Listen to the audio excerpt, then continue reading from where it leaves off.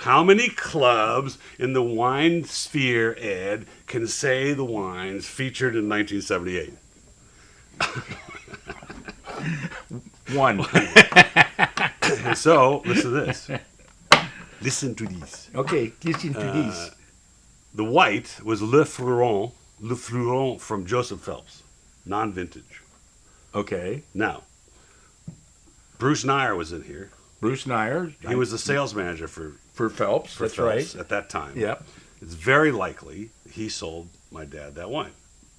Probably. And we have a nice video online of Bruce Nyer me interviewing Bruce, because his first soiree into wines in Napa was in 1969 after the, I guess he was in the Korean War. Anyway, but the red, Masson Dubois Châteauneuf-du-Pape. Oh yeah, sure.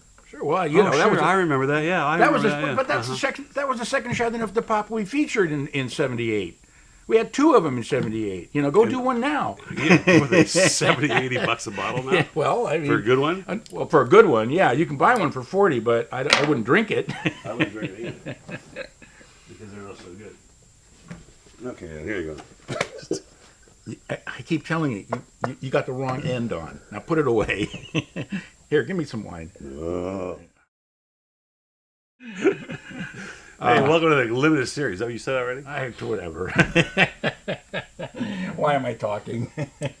Why is this? Boy, interesting. You know, just going through the whole cycle for November, there's been some interesting wines. Really interesting wines. Fun stuff to buy. Interesting wines, yes. New vendors that I've never done business with, and they're gasping at how we do it because they don't understand. They think that it's like a liquor store or a restaurant. Yeah, when it gets there, and you know we'll put it on the list then. I'm like, no, you don't understand. Every day you're late causes me problems. And so we'd already printed the newsletter for the vintage that they sold me. Oh, we're out of that vintage. We'll just send you the 17. I'm like, no, I don't want the 17. It's like, come on. All right, so now I got plastic hair in my face. This Jettlynn Cab, you know, I found this really fun because it's not this overdone in your face. No, this is a pretty classy bottle of wine. In fact, the other night we went to a dinner party, and my friends, they're very good friends of mine, but they're the type, I only drink Napa Cabs. I try to bring them Burgundy, no. I try to bring them Italian, you know, even Super Tusses. No, I got Napa Cab. I got that big, giant, grapey, huge wine, right? He loved this. Even though it's not that opulent, overdone wine. It's not opulent, but it's not a sissy wine. The nose either. is real. Nose is beautiful. Cassis, man, that's great. A lot of cassis, a little plum, some anise, you know. And this is not a little wine. I mean, you know what I'm saying? The mid palate's not like weighing down on your tongue. Well, no, but you can taste it. I mean, and it's got great finish. I mean, the finish is really something. I mean, this is a classic. Every time I taste it, I'm more impressed with it. It's $28.99 on the shelf. $26 if you can find it. It's $22.98 as your first shipment, and you get more for $15.99. And this is exquisite Cabernet for $15.99. Boy, I wouldn't argue that. Boy, that's one incredible bottle of wine for that kind of money. À la vie. See, it's even French. À la vie, to the life. Okay, well, I'm doing a 97 on that too. Okay, 98. No, I'm gonna do a 98. 97. Okay, fine. You know, I'm getting a little wonderful age in this nose too. You getting that? What is this vintage? A 16. It should be showing it. No, it's not age. I know what you're talking about. It's almost like iron ore, and that's a function of the soil. Yeah, it's really interesting. I don't get that very often, but it's wherever that. You know, I would say there's Napa juice in here. I would too, without question. There's no question that Even though it says California. Yeah, I know, but they probably didn't get enough of it from any one area to legally call it Napa. Which is what, 75%, right? For grape? No, I think it has to be 85%. 85% for grapes? They may have changed that. 75%? No. 75% of the grapes, 85% of the appellation. Yeah, right. It's more for the appellation. And 95% of the vintage. Oh, so you can put 95% 16 and 5% 17 or 14 or whatever. Or a combination, anyway. So, okay, that's our Cabernet. And then, just not to be outdone, we have another Cabernet. Hey, how about that? But it's a different part of the world. Well, this is Avatar. Now, this is a new vendor, never done business with Castelli.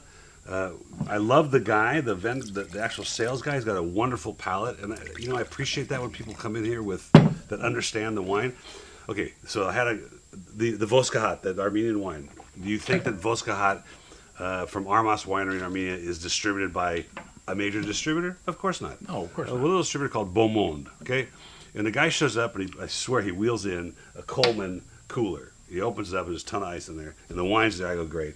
And he says, oh, and I brought glasses. And he opens up the thing, and there's a sleeve of those plastic glasses that you put the bottom on. And Oh, that's funny. and I go, seriously? I go, do you not see all the glasses on the table? He goes, well, I've never sold to like a wine company before. I've only sold to like liquor stores, and they don't care.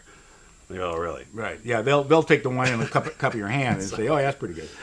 This is Argentinian, no? Yeah, no. Argentinian, Mendoza.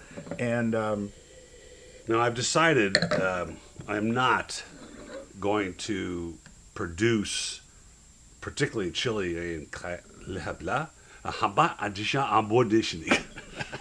goes the Lebanese. I'm not going to buy Chilean wines that have too much of that green olive, green pepper stuff. Because when I tasted with Lafitte's VP down in San Diego, and the Los Vascos and their Amancaya and their Caro wines, were all South American, were extraordinarily Bordeaux-like and French-like. Not that they're trying to be, but they're void of this green pepper. Yeah, right. Well, that can come from two things. One, they're not ripe enough grapes, That's exactly what he said. yeah. Or it can You're also right, come. Ed. Or it can also come from overcropping. Too many grapes per acre. Well, wait a minute. Overcropping? Yeah, when you overcrop, That's a lot of crop.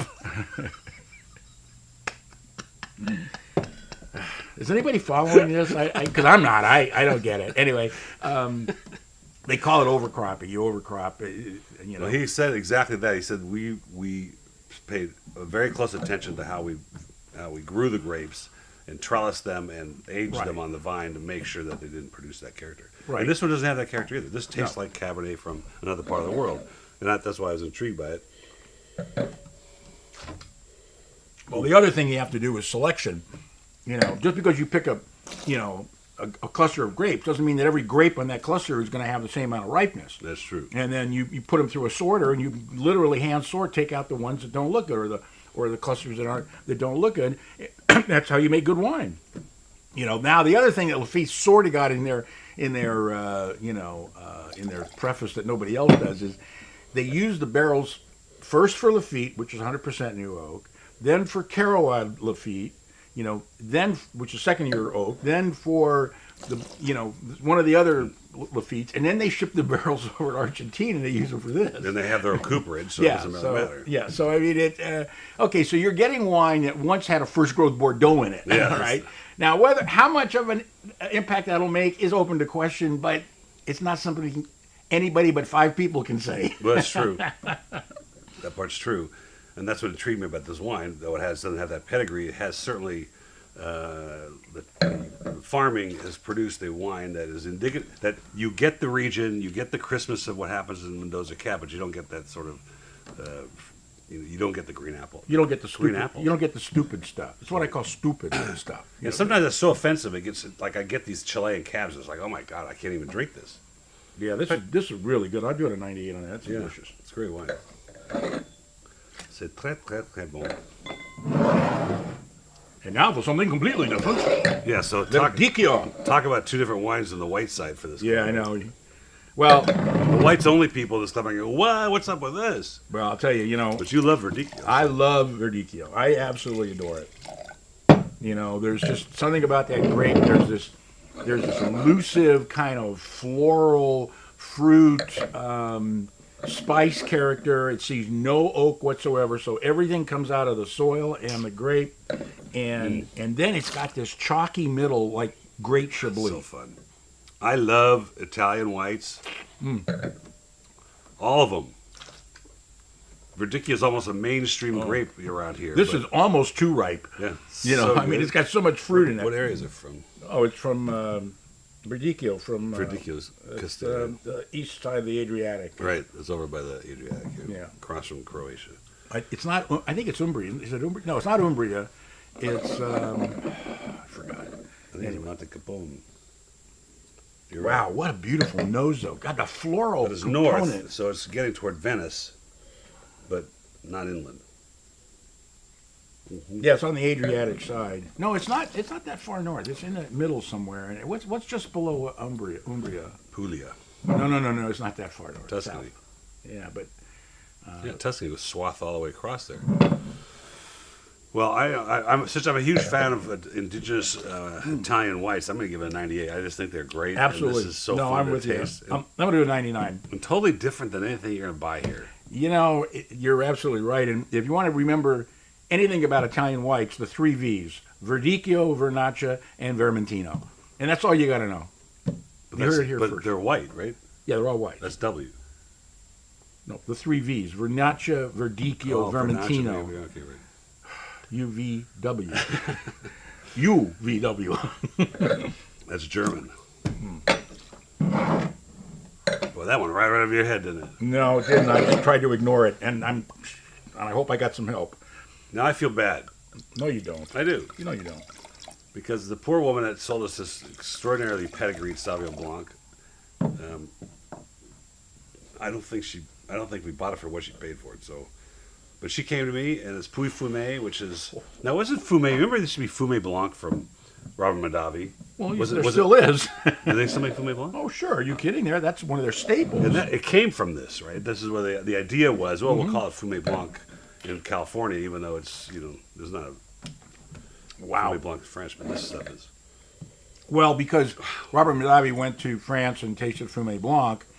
Fumé obviously means smoke in French, and he's the one that coined the term Fumé Blanc because he wanted to separate it from Sauvignon Blanc, and a lot of people adapted that term, I'm twisting my head because I want to get the wine on parts of my tongue because it's so complex. This is one of the most complex white wines I've had in a long time. It's unbelievable. What's really interesting about this wine is, it goes kind of far afield of what you think of Sauvignon Blanc as, Yeah. The mid palate is layered and layered with spices and fruit But odd fruit and nuts. yeah. There's almost a roasted pecan sort of Oh, in the component nose in for there. sure. But in the mid palate as well. And it's 100% Sauvignon Blanc. I mean, there's nothing else in this bottle except Sauvignon Blanc, and it's obviously the soil. I mean, the soil is very, very different. Silex literally means chalk, and that's where it's growing. I mean, most of these places you could fall down on the little stones that are in the vineyard because it's all rock. Nothing could grow there except grapes and olive trees. Wow. Man, that's 100 points. Now I feel even worse. No, you don't. Will you It's stop? $22.98 the first bottle, $13.99 Oh for God, more. 13. Can I recant that? Can I That take is it- a joke. Take that back. No, that is take an it back. That's absolute it. joke. You can't buy it for $13.99. You can't even buy it for $23.99. That's What gonna are you buy it. talking about? This is Pouilly-Fumé. You know how much Pouilly-Fumés cost? They are really expensive. It's a small area. Probably Sancerre. Sancerre is like 3 times the size of Pouilly-Fumé. It's like a tiny little place, Little special bite. But man, That's that wine is absolutely I'm gonna out give of that for what it is and what the price is. I'm giving it 99.5. I did it. I'm giving it 100. 100.1. And that's our show for the limited $13.99. That is absurd. That's not fair. I did not do well in business school. Actually, I got a D in my last class. And you get a D in this one if you're not careful. Okay, that's our show for limited series for November 2018. And it's the Wine of the Month Club. How old are we again?